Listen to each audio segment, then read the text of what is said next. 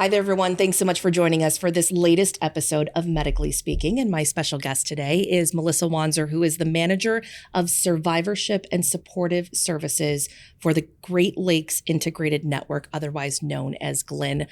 Thanks for being here. We appreciate your time. Thanks for having me. And so give us a little nutshell of what is GLIN? Because I feel like a lot of people hear about it, but they might not understand exactly what it is. So GLIN is an integrated network where there's pharmacy, there's care navigation, and all of those supportive individuals, supportive services connect with primary care.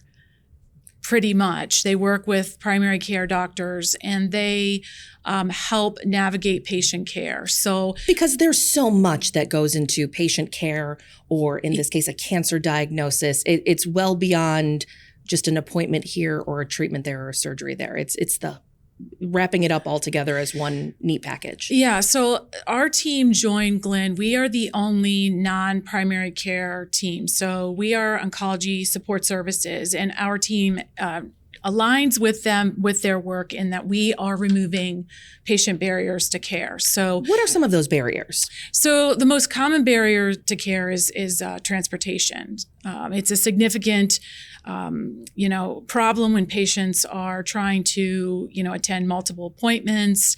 They live far away. They're coming from an hour and a half or more, to receive services. But our team aligns with GLIN in that we all support getting patients to their appointments, helping them navigate those, the financial barriers, transportation barriers. That's another barrier, obviously.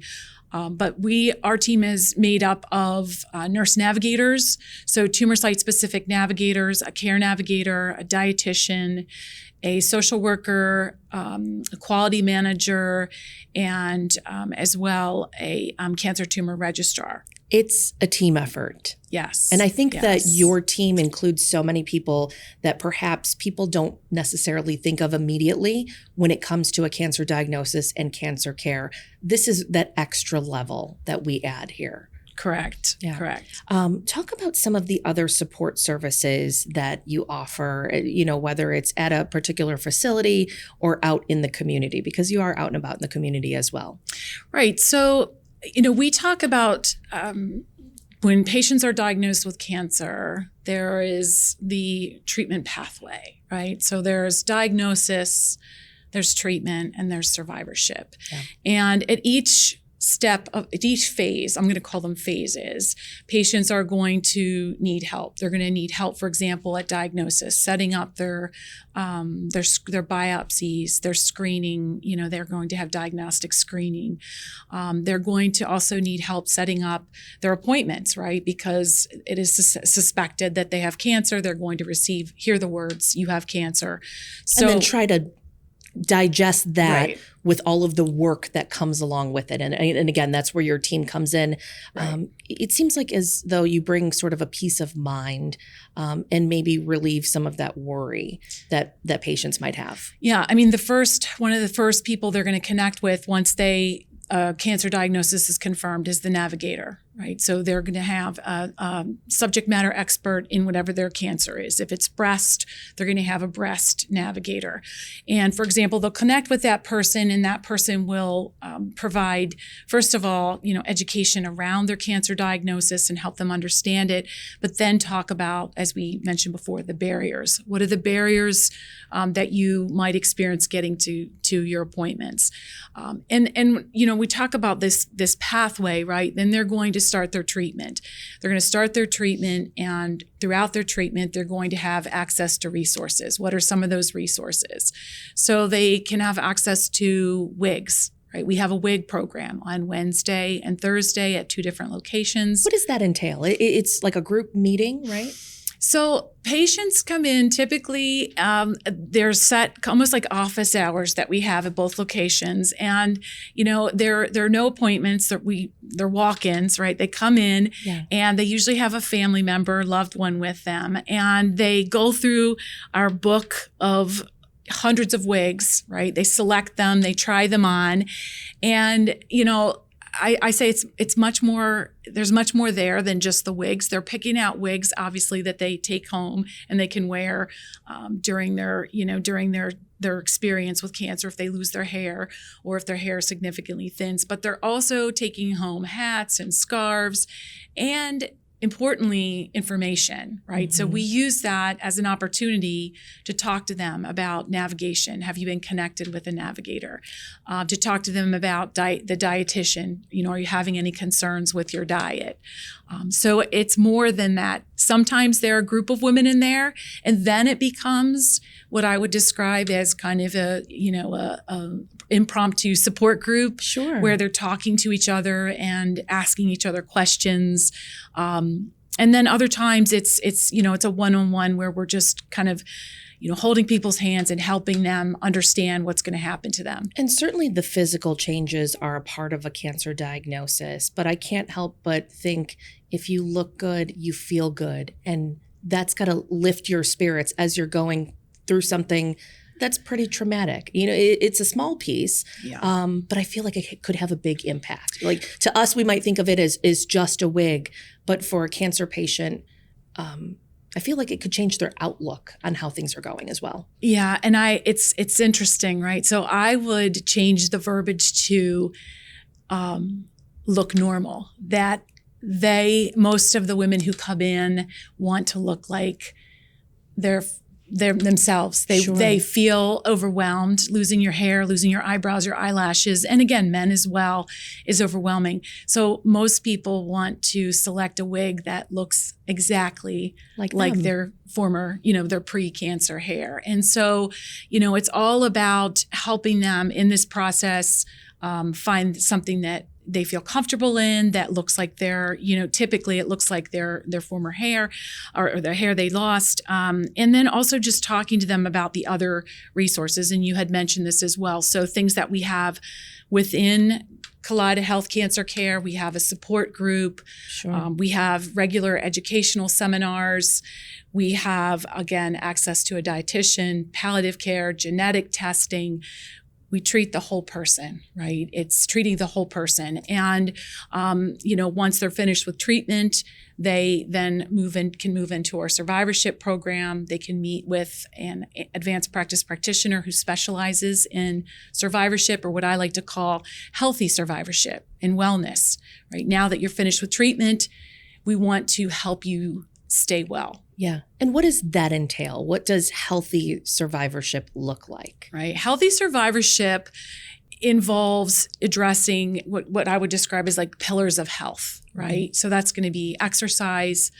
There's a significant, substantial research on exercise, actually both during cancer treatment and after, to dramatically reduce your risk of recurrence. Nutrition, right? Yeah. Patients ask, it's what did I eat, or what can I eat, or what should I eat? What can I do? Yeah. Having an oncology dietitian, nutritionist specialist embedded in the practice is important. So we focus on nutrition. We're going to launch in 2026 a nutrition program that will have cooking classes. So patients can come and learn about how to make, plant-based dishes. The other thing is sleep, right? Really important that both people in treatment and who are finished with treatment get regular healthy sleep, right? And so we talk about sleep hygiene. And then the last thing is obviously mental health, right? Absolutely. Really important to address it, because there's a lot of support around you when you're going through treatment. You're surrounded by your friends, your family, your team. And then when you're finished with treatment, it's a significant shock to have to kind of go back to your life and just resume. Normal is very different. It's new normal. It's the new normal. Yeah. And what I find interesting, I think, is the fact that when the treatment is done, it's not like, thanks for being a patient here, right. And you wish them well. We continue on that journey with them because, as you said, it's so important to help patients adapt to that new normal. And to remove the anxiety, to help with their mental health, and then make sure, hopefully, that they're on the path to continued good health when their treatment is over. Correct, yeah. Talk about actually, let's rewind a little bit. You had mentioned transportation being a barrier. If somebody were to reach out to your team and say, hey, listen, I have all of these appointments. I'm having a hard time. I don't know how I'm going to get there. I don't know how I'm going to afford to get there. How do you guys step in to ensure that we get folks to their appropriate appointments? Right. And so one of the things that will happen is upon diagnosis, confirmation that the patient has cancer, they're going to be connected with a navigator, and that navigator will then go through all the different resources available, right? So whether it's a Medicaid cab or using the American Cancer Society Road to Recovery, right? Okay. Those are volunteers that offer patients rides to their cancer treatments, or whether we, help them utilize other transportation resources. We also have a lay navigator, right, whose entire responsibility is to arrange transportation. Okay. So she works when we have very complicated cases. She works to help us, get patients where they need to be. It's important to note that with a cancer diagnosis, you are going to be visiting many providers in many different locations. Sure. And transportation, initially, I think patients think, oh, this isn't an issue until, their son or daughter has to go back to work. The person who's driving them can't take off work all the time. Or if they're not well enough to drive themselves. Exactly. I think one exciting thing that we've done here recently at Kaleida is that maybe has helped a little bit with the transportation is the infusion center at Buffalo General. I've heard from patients that say, I used to go to Spindrift, but it was farther from my home, but now we have a place that's closer to home. So that also does help. Right. So we are really, we have a great partner in the American Cancer Society. So this is, I think, our fourth year of receiving transportation grants from the American Cancer Society. And with that grant, we are able to pay for parking vouchers so patients don't have to walk because from the parking lot to our clinic is significant distance. And as you mentioned, patients don't feel well, they're tired, so they can use the valet parking. We also, as I said, offer other types of transportation support through that grant. And that is such a relief because when you're facing a cancer diagnosis, you're already stressed and anxious. And, so not having to being able to cross that off your list is very nice. And there's some food assistance too. You and I have talked about that previously. Yeah, so we're very fortunate again to have a partner with the American Cancer Society. We have just been awarded an Addressing Barriers to Care grant from ACS for $100,000. Amazing. Thank you. And that grant will cover kind of two big areas: food insecurity, right, providing people with home delivered meals with our partner Feed More, and access to a food pantry, but also nutrition literacy. And that's where the classes will come in. Yeah. Teaching people about, nutrition and what should I eat and what should I avoid. Yeah. Because food is medicine. Because food is, yes, absolutely. Food is absolutely medicine. And I think that we have decided to make this one of our powerful initiatives for 2026 to help people, cancer patients, right, cancer survivors, understand what they should and shouldn't eat. Yeah. Now, earlier this year, it was an exciting time here at Kaleida Health because we announced it was the official launch of Kaleida Health Cancer Care. Why, in your opinion, should somebody choose Kaleida for their care? I know you just mentioned so many things that we offer beyond just great care, beyond, a prescription or a surgery or a particular doctor, the extras that go into that. But why should somebody come to us for their care? Yeah, I think it's important to note, and this has not been, communicated, right, like extensively to the public. I think that both of our acute care hospitals, Millard Fillmore Suburban and Buffalo General Medical Center, are accredited by the American College of Surgeons Commission on Cancer. We refer to it as COC. And about 25 to 30% of hospitals in the United States have COC accreditation. And that accreditation is very difficult to achieve, right? It takes an I will use the word, an army of people who are involved in meeting these specific standards, right, that are put forth by the COC.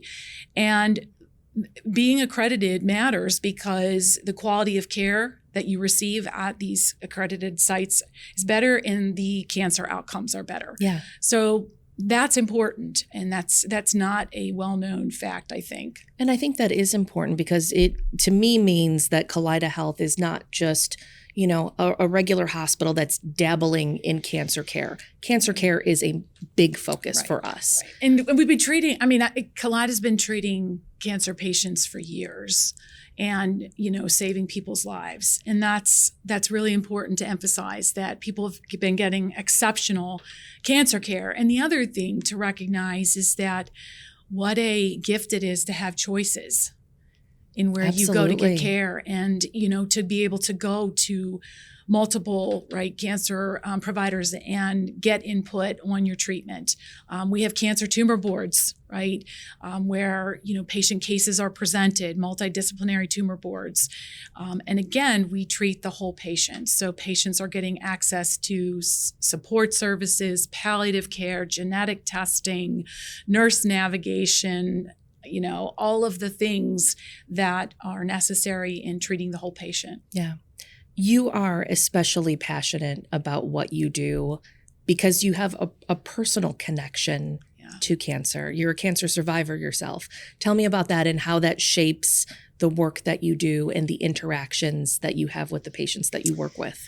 Yeah, I mean, there are kind of three things that led me to this work, right? The first is my own personal cancer experience and as a patient. And then the second one is the research that kind of unfolded once I had that cancer experience on survivorship and identity, and how being a cancer survivor affects your identity and how you see yourself. Absolutely. And then the third piece of that is my work with nonprofit organizations that directly support cancer patients. So the American Cancer Society, the Breast Cancer Network of Western New York. These organizations, their sole purpose is to help people in their darkest time, to help them get through something that I went through personally. All of us have been affected, either directly or indirectly, by cancer. And so to have the opportunity now to create programs and resources for cancer patients and their family is really, it's a gift. When you have that conversation and share your own personal experience with patients, do you see something change in them where there's a greater connection? Maybe there's, more trust. Because there's nothing like having somebody who has walked in your shoes to a certain extent. You might not know exactly how somebody is feeling, but you have a sense of what they're feeling because, again, you've been through it yourself. Right. And I think what's interesting is that, when I took this, I'm a retired college professor. When I took this job, I asked if I could be patient facing. I said, I want to do things like write grants and develop programs and assess them. But I really want to be with patients. And I will get messages saying, we have someone who's incredibly nervous, incredibly anxious. Will you come talk to that person? And, I'm always, excited to do that, because when I say to them, look, everyone around them is saying it's going to be okay. But when I say, I went through this. Yeah. I know what you're feeling. Remove the official title. Right. As a person. Right. You're on the other side of it. Right. And I also say I didn't get the same exact chemo. I didn't have the exact same, right? But I sat where you're sitting, and I understand that experience and why it's so overwhelming. And, you kind of see a little bit of a shift, right? And a lot of patients, the first question they ask me is, how many years have I been alive? Right? Yeah. How many years since I had my diagnosis? And it's always great. And I say 9 years, and they say, praise be to Jesus, And so it's a great thing to be able, that's a little gift, right? Yeah. Like, okay. It's an uplifting moment. Yeah. And again, that's something that not everybody can offer to their patients, that sort of firsthand experience. Early detection. Let's talk about that. Crucial when it comes to so many different types of cancer. Just your thoughts on how people can be proactive, but then is there anything that we're doing to ensure that people in the community are getting that early detection and saving lives, spreading the word. Yeah, I mean, I can't emphasize enough the importance of adhering to the screening guidelines and talking to your primary care doctor about your risk, right? Because I'll use an example. I'll use this one, right? Colorectal cancer. Sure. Okay. So they shifted the age from 50 to 45. Yeah. Right. Why did they shift it? Because sadly, we're seeing more and more young people diagnosed with colorectal cancer. Yeah. It is alarming. It's beyond alarming. That's not even the right word. And so if there is any risk, you have to share health information with your primary care doctor, your family history, right? Understand your family history. And consider getting screened even earlier, right? Even earlier than those, than those guidelines. Mammograms, right? If there's any family risk, right? Any history of breast cancer, perhaps you should be screened earlier. And so those are conversations to have with your primary care doctor. And the other thing I'm just going to say is you know your body better than anyone else. You know yourself. And if you really don't feel right about something, advocate for yourself. A lot of times trusting your gut. Advocate. Yes.